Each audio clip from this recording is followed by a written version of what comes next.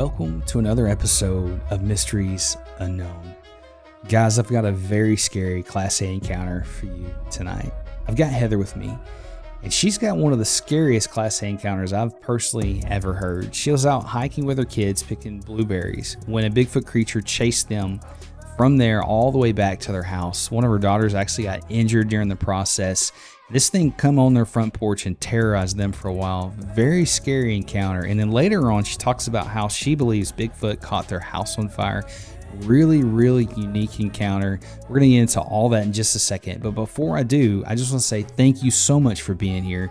Couldn't do this podcast without you guys. If you've got a mystery or an encounter you want to send me, you can send it to me by email at mysteriesunknownpodcast@gmail.com. But let's jump right in the story. Heather, welcome to the show. Hi, Josh. Hey, I'm excited to have you here. I know we've been talking a little bit about this for a while and had some issues getting you on the show, but I'm glad you're here now. This is a really unique encounter. So why don't you take us back to the very beginning on your property in Kentucky and kind of walk us through that very first encounter and kind of what's happened since then? Okay. It's been a while since we lived there. We moved out about 3 years ago, but we lived back on a country road that was about 2 miles off the main road. And my encounter happened on a summer day when me and my 3 girls were going blackberry hunting. And there's a road that cuts up behind our house that led up to an old schoolhouse. And it was a perfect place to go blackberry picking because the bushes were full. So we were walking up that hill, and me and my youngest daughter was with me, and then my 2 oldest daughters were up above me walking on around, and I heard what sounded really like a roar. And then my 2 daughters come barreling down the hill running. And the next thing I see is this big stick come barreling through the air and lands like right almost on her. It actually hit her arm, cutting her arm. And I was trying to calm her down to see what was going on. And all she kept saying was, "Mommy, big man, big man." And I'm like, "Okay, what big man?" And she's like, "Mom, he is right behind us." And I look up and I was like, "Just go, run." And I look up, start running down the hill, and I stop and look behind me. And when I look behind me, I wish I'd never looked behind me, because what I saw was something that's not supposed to be real. It is not supposed to be real. You're told your entire life that these things don't exist. This is just something that's made up, or, just don't worry about it. They don't exist. Everybody's seeing bears. Everybody's seeing something that kind of looks like this mythical figure. And no, what I saw was real. It was covered in hair. The hair on its arms from where it was running was literally like in the wind. And I mean, it was barreling down that hill. Every step that it took was like 3.5 feet. And I got this overwhelming feeling in me like I'm going to die. And I started running toward my house, and my girls had already got in the house and locked the door behind them. And I got up on the steps and I was like, "Let me in, let me in, let me in." And finally my oldest daughter let me in. And they ran. I told them to run to the back of the bedroom and get in the closet. And so I grabbed everything I could think of that I could move and put it in front of our front door. And it was standing on the porch, walking backwards and forth, back and forth. I will never forget those sounds of that thing walking back and forth on our porch. And so I ran back in the bedroom and they were in the closet crying uncontrollably. I was trying my best as a mother to calm them down, knowing that we were in danger. And in my mind, I'm thinking I'm dreaming. I've got to be literally dreaming. And all I could think about was trying to get a hold of my husband. And I sit there in the bedroom floor by the window for like 15 minutes before I could think to put his number in my phone. That's how terrified I was. And I finally get a hold of him and I tell him, I'm like, you've got to come home. You've got to come home now. And he's like, what's going on? And I'm trying to explain it to him and he's laughing at me. And I'm like, no, it's not funny. This is really going on. And so he's like, okay, it's probably just a bear, just if you make a lot of noise, he'll run off. And I'm like, there is not enough noise in the world that I could ever make to make this thing run off. You don't understand what I'm telling you, what it is. And he's like, okay, you're being serious enough. I'm gonna come home. And so I wait and I wait and I wait. And I thought, this is taking forever. And I thought, I'm just gonna peek out the window to see if this thing is gone, because at that point I didn't hear him on the front porch anymore. So I peeked out the window.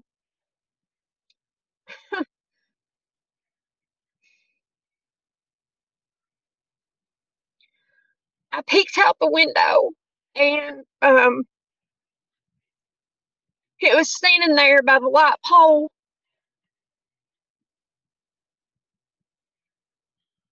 And it roared, but when it roared, my insides shook. And at that point, I heard my husband yelling at it. And when he yelled at it, it yelled back at him. And it finally took off back up the hill. And when it did, it literally, I could, where the bushes were, it might have took 4 to 6 steps and it was up that hill. And my husband had to literally crawl through a window because we had pretty much all of our living room furniture in front of the front door. And when he got in there, he's like, the look on his face was like like mine. We were in complete disbelief. And he's like, I'm so sorry for laughing at you. And I was like, I literally feel like I'm in a dream. He's like, you're not dreaming. And we gathered the girls up and we went to my parents' house for a good 3 weeks before we would ever step foot back up there to get some of our things.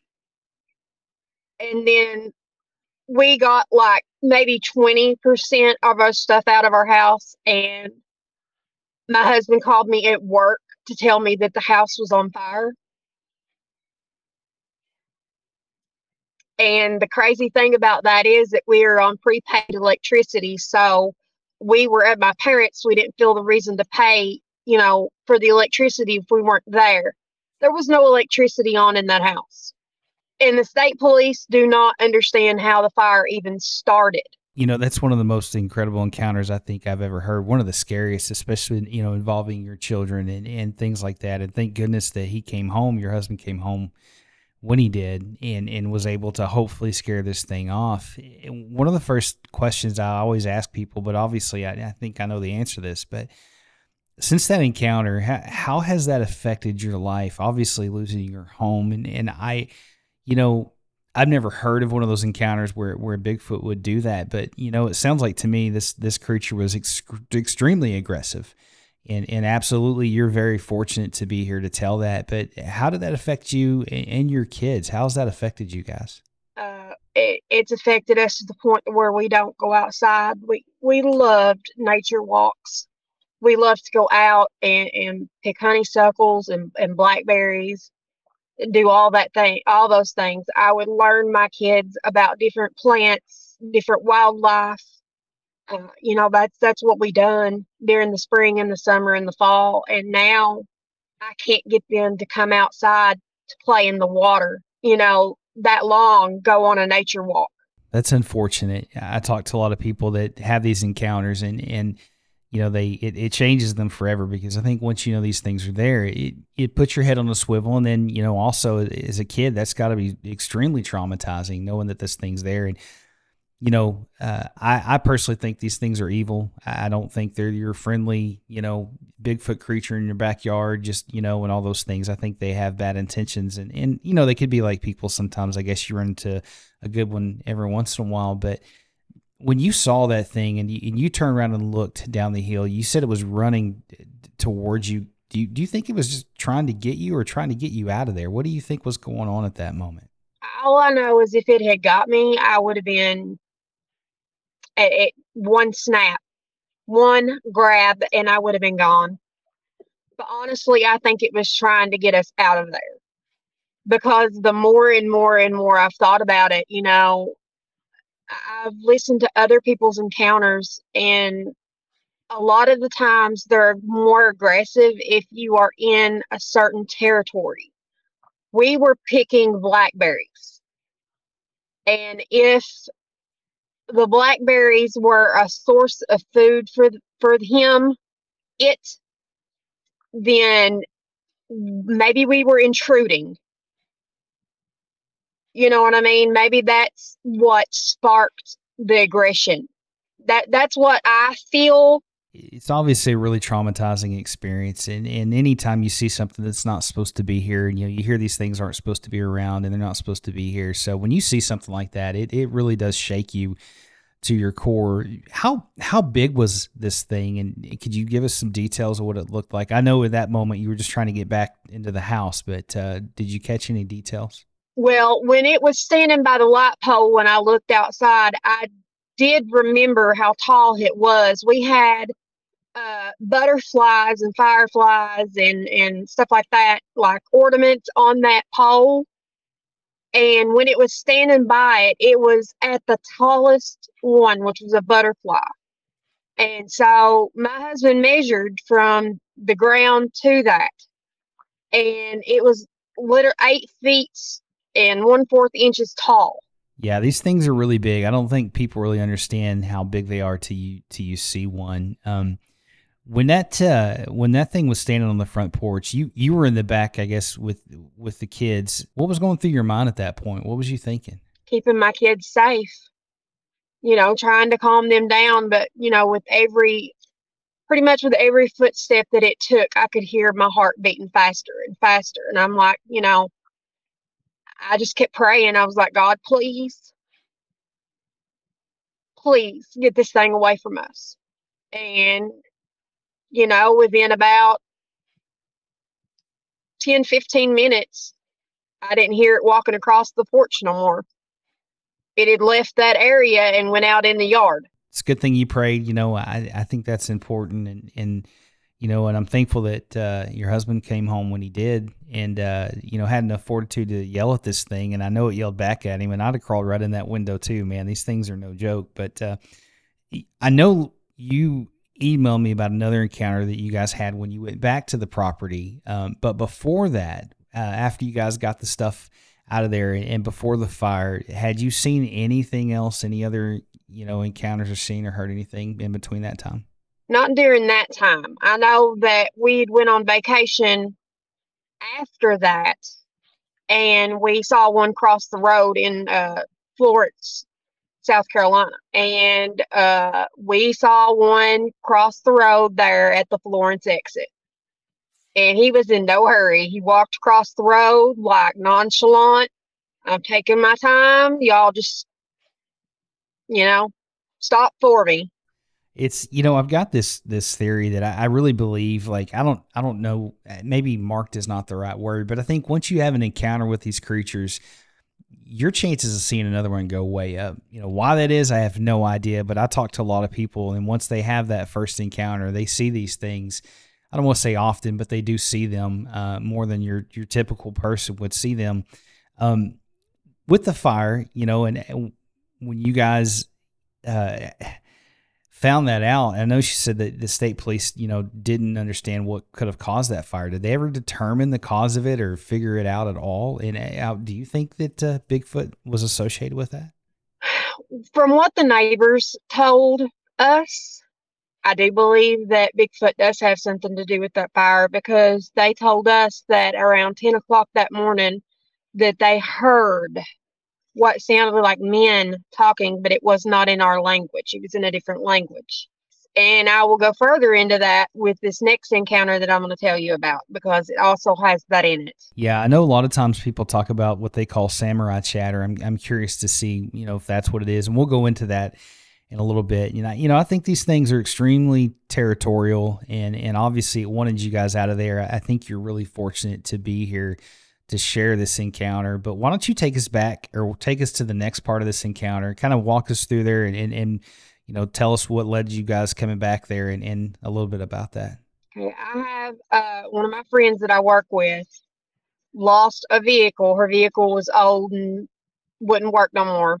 So we had a van that we had no use for anymore. And just the unfortunate part was that it was sitting up there. So in order for us to go get it, fix it up for her, we had to go up there and try to put a new battery in it in order for one of us to drive it out. And so we went up there to see, exactly what we could do.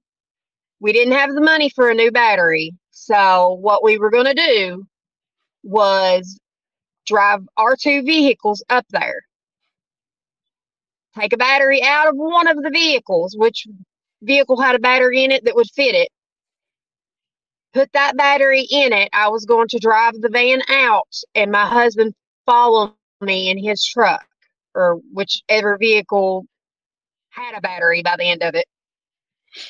But we got up there and realized it was the battery.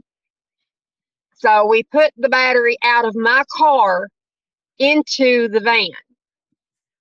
I kept my eyes open the entire time. I was scanning, I was looking, I on edge the entire time. And I looked over, there is a big oak tree that stands behind an old building that his grandpa built. And in that oak tree, the first thing I saw was feet, like dangling feet. And then I looked up and I saw a head.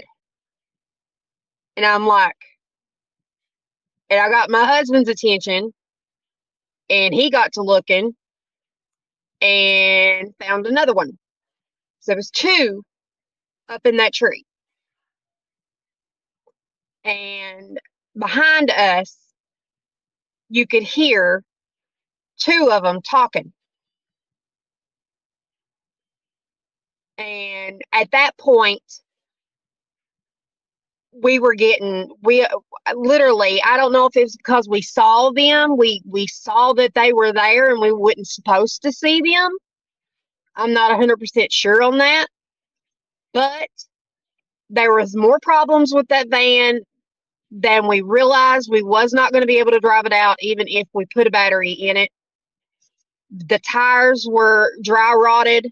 It had to have new tires. That thing was going to have to be towed out of there, pretty much.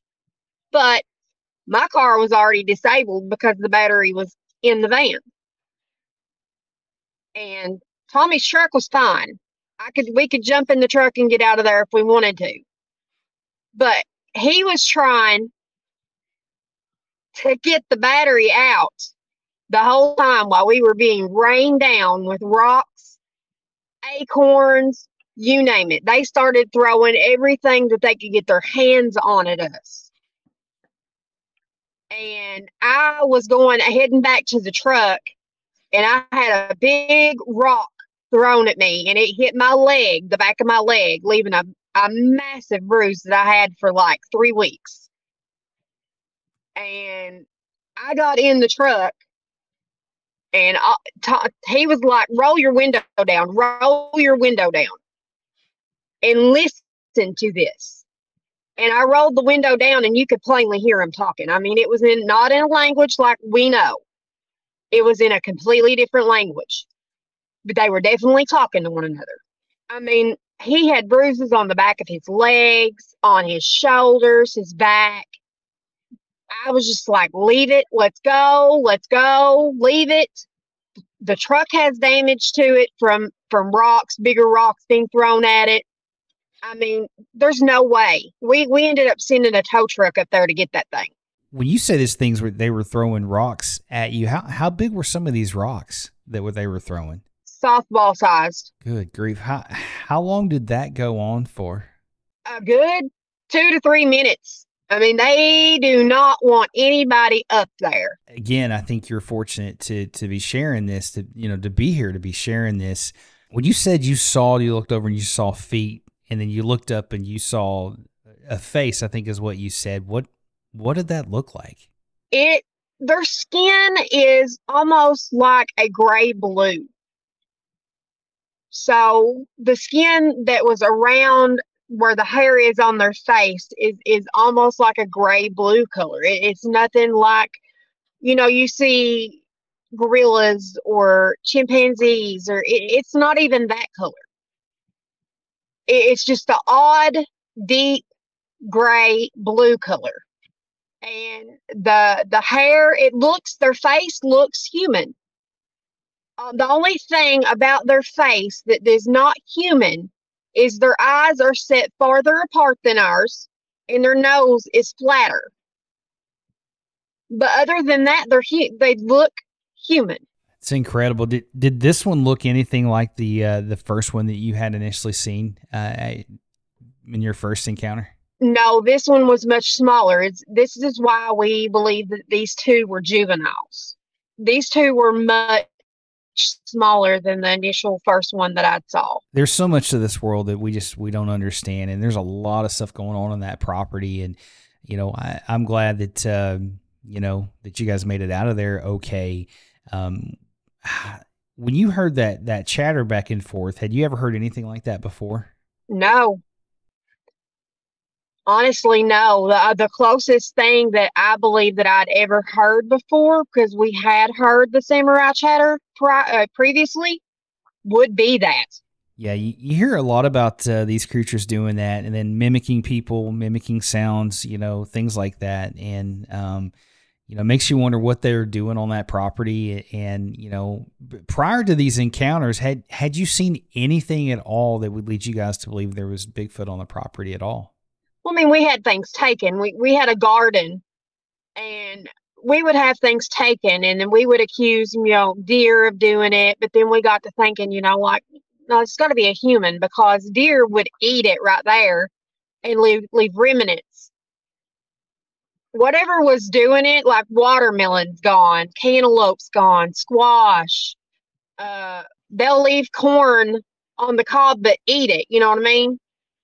No, these were ripped off the stalk and taken. We accused our neighbors at one point in time, but then they also had a garden. So what would really be the point of them taking our stuff if they have their own stuff? That makes a lot of sense. It sounds like to me that they were on the property for a while, and when you guys went and were picking blueberries, you probably just irritated it, and they are very territorial, and maybe that's the reason for some of that behavior. I've never heard of one of these creatures acting, the way to burn a property down. It makes me wonder how many of them are on that property, and why they want you off of there so bad, because I've never heard of that before. So yeah, well, this is actually a first, because even after this happened, I've watched hours of other people trying to find a similar experience, and I've not. Hopefully we can get you some answers. And, if anybody watching this video, if you've had an encounter like this or know anything, reach out to me, let me know, and I'll get them in touch with you. Cause it's one of the things that happens is you try to get answers when stuff like this happens to you, but it's just not something that you can really explain to anybody either, unfortunately. No, and the tow truck driver that went up there to get that vehicle, we didn't tell him exactly what happened, but we did tell him to be careful. And he called my husband that night and he said, I don't know what's going on up there, but he said, I felt eyes on me the entire time I was there.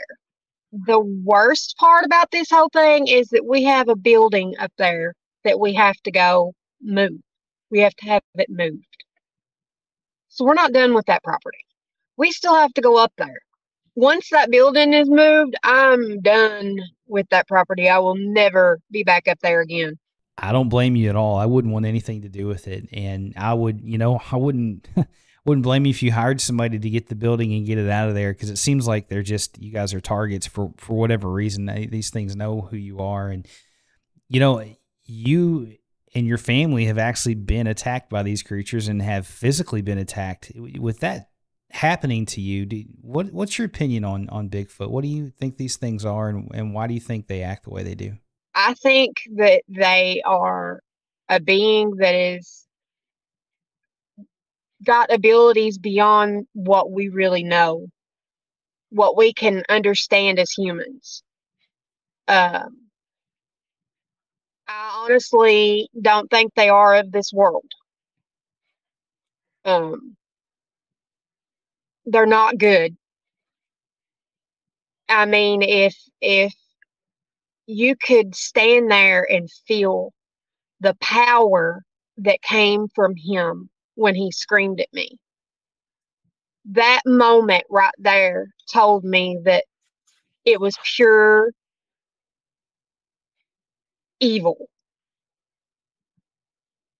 absolute pure evil. I don't care what anybody says. There's nobody that could tell me otherwise. All these people out there that think that they're good and they're nice and all that. No, a demon will act the same way. A demon will act like a child, only to betray you. What makes them think that this is not going to be the same way?